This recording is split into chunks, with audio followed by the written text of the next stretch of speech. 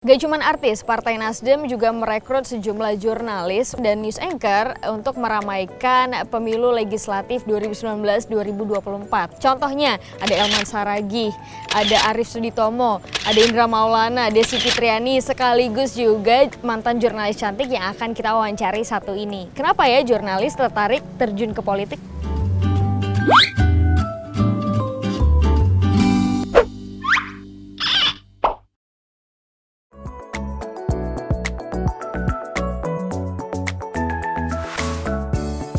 Mbak Tina, dulu awal sekali setelah jadi jurnalis akhirnya terjun ke politik tuh alasannya apa sih? Saya jadi jurnalis dalam waktu yang nggak terlalu lama, 10 tahun.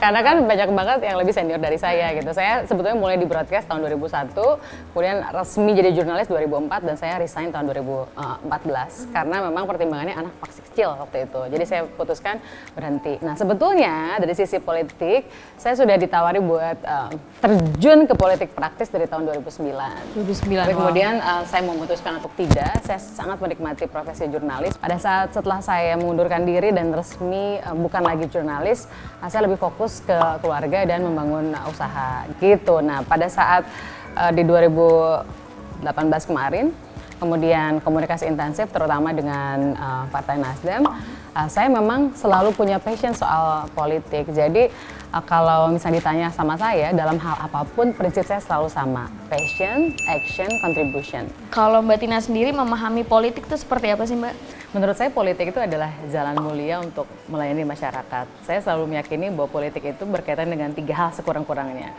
Politik itu soal power, people, dan juga game. Kenapa? Karena sebetulnya politik itu memang untuk meraih kekuasaan. Tapi kekuasaan itu buat apa? Segala kekuasaan itu harus untuk kepentingan people, untuk kepentingan masyarakat. Apa maksudnya game? Karena dalam politik itu ada kontestasi, itu adalah bagian dari gamenya. Itu gamenya, ada okay. strategi, itu adalah bagian dari gamenya. Ada alasan khusus nggak sih kenapa akhirnya mentapatkan hati di Partai Nasdem? Saya melihat Nasdem ini dibangun dengan budaya organisasi yang menurut saya profesional. Dan menurut saya budaya organisasinya ini atau corporate culture-nya itu profesional. Dari mulai perekrutan, pada saat menyebutkan bahwa anti mahar, saya awalnya skeptis juga, bener nggak sih gitu kan. Dan ternyata itu betul gitu dilakukan oleh Partai Nasdem. Sangat egaliter. Di partai ini banyak yang sudah senior yang sebelumnya sudah berkecimpung di partai lain, tetapi suasana egaliter itu saya rasakan langsung dan saya membuktikannya pada saat saya bergabung di Partai Nasdem. Kalau ngomongin soal sekarang bertarung di Dapil Jabar 2 gitu Mbak ya, itu katanya ibaratnya perang bintang. Kalau strategi Mbak Tina sendiri untuk lolos ke Senayan nanti gimana? Jabar 2 ini meliputi Kabupaten Bandung Barat. Secara historis wilayah ini, dapil ini memang selalu menarik. Jadi saya mengatakan bahwa ini adalah dapil yang tidak mudah. Dapil yang menantang karena kan rumusnya adalah dikenal, disukai, dipilih gitu kan. Popularity, likability, baru electability. Orang harus dikenal dulu, setelah dikenal disukai apa enggak. Kalau disukai, emang orang mau milih. Nah, kira-kira kan begitu. Nah, kalau melihat dari jumlah pemilih yang di Kabupaten Bandung sendiri sekitar 2,3 juta, di Kabupaten Bandung Barat 1,1 juta, ada 3,4 juta dengan 10 kursi yang diperebutkan. Tentu ini sangat challenging buat semuanya. Masih ngomongin dapil, kalau problem yang coba diperbaiki di dapil sendiri apa aja Mbak? Pertama soal pemilunya, money politics. Survei dari beberapa lembaga survei, bukan hanya satu lembaga survei, menunjukkan bahwa masih ada sikap permisif dari pemilih di Indonesia dan juga termasuk di Dapil Jabar 2 di Kabupaten Bandung Barat. Politik uang, politik transaksional itu tidak akan membantu kita kemana-mana. Itu akan membawa kita mundur ke belakang. Jadi ini adalah salah satu upaya yang mesti digaungkan menurut saya oleh semua caleg. Ya, karena kita harus membangun budaya demokrasi yang semakin baik ke depan. Sulit nggak sih buat mereka untuk menerima itu? Perlu upaya untuk menjelaskan dan perlu membuat analogi atau ilustrasi misalnya gitu.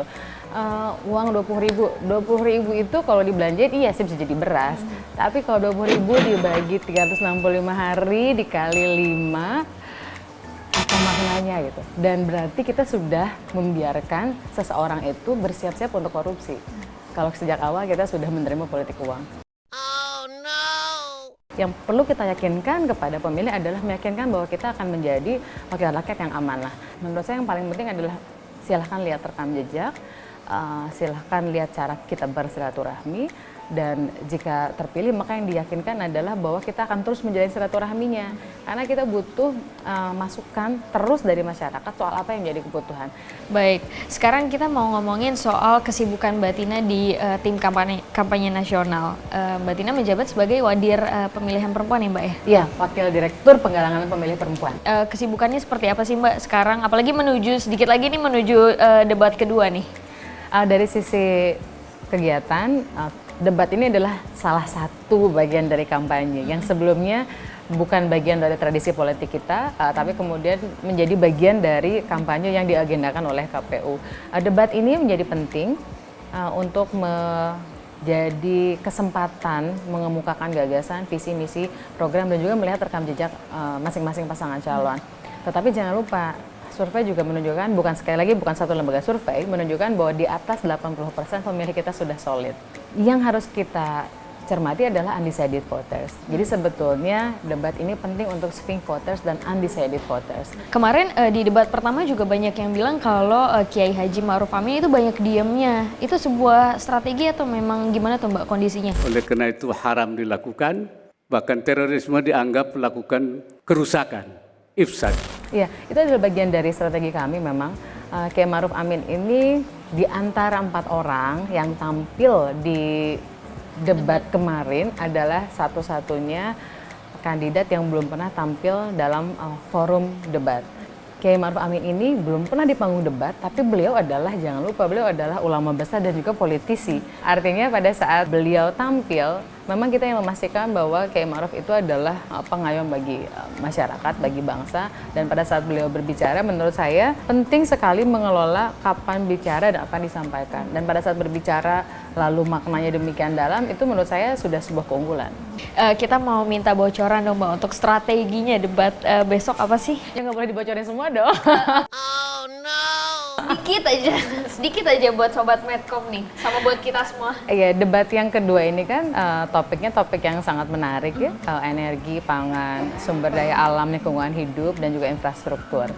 Dan tentu di bagian-bagian tersebut yang akan dipastikan bahwa Pak Jokowi memiliki rekam jejak yang baik dalam hal tersebut, sehingga menurut kami akan ditunjukkan adalah dari sisi penyampaian pesannya lebih ke orisinalitas beliau itu. Beliau ya tampil sebagai Pak Jokowi, beliau selalu bicara dengan tenang, dengan kalem, bukan tipe orator yang berapi-api, tapi beliau bisa mengena kepada sasaran. Mbak Tina juga sempat nge-host debat waktu itu di tahun 2017 ya Pilgub Mbak DKI. ya? Pilgub DKI. 2 menit waktu Anda untuk menjawab dimulai sekarang.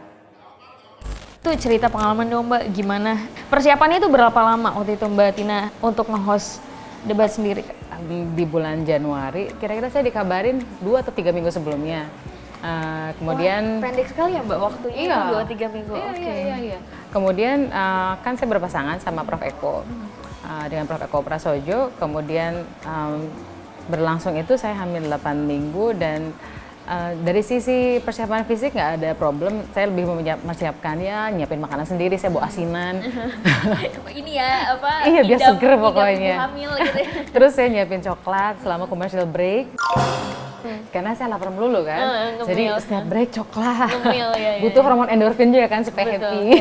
Betul. Nah sebenarnya kalau dari sisi politisnya, menjadi moderator itu kita harus siap dengan menjaga independensi, dan di sisi lain kita bisa jadi dituduh sana sini. Akhirnya saling tuduh, dan menurut saya ya silahkan. Apalagi kalau buat saya nyantainya kenapa coba? Saya KTP-nya bukan DKI, maksudnya saya nggak punya hak pilih. Iya, betul. Jadi saya Nothing tulus juga ya Mbak? KTP saya KTP Tangsel, jadi masuknya wilayah Banten. Dan memang kan Pilgub DKI kemarin diramaikan oleh semua orang, bahkan bukan orang DKI, orang yang di mana Sulawesi, Kalimantan. Setuju, itu banget, nasional skalanya. Kan? Nah, jadi buat saya pribadi, saya memahami bahwa demikian sengit kontestasinya, demikian nggak tahu hangat atau panas ya. Wah, itu sih iya. gerah lah ya. Jadi sebuah bagian dari proses politik yang jadi pelajaran buat kita semua aja, dan saya sangat terhormat jadi bagian dengan jadi moderator. Terakhir nih Mbak, kita mau tanya soal sebagai caleg perempuan, gimana ngelihat RUU PKS? Itu kan sangat menjadi polemik. Ya menurut saya begini, kita lihat dulu soal isu perempuannya dan soal caleg perempuan. Caleg perempuan itu kan memang sekarang semua partai sudah melampaui 30%. Nasdem misalnya hampir 39%. Sama-sama cermati bahwa melakukan sinkronisasi aturan itu diantaranya soal isu perempuan adalah bagian yang juga penting. Baik, partai PKS sempat menyebutkan kalau perempuan yang habis disakiti atau diperkosa misalnya, mohon maaf, itu harus dinikahi setelah itu. Karena katanya ada hadisnya di dalam Al-Quran. Itu Mbak Tina setuju nggak sih? Ini menurut saya ini ya, ada unsur hukum agama, ada unsur hukum positif negara. Kalau diusulkan silahkan diusulkan, tapi kalau saya pribadi berpikir bahwa kita mesti melihat penyebabnya.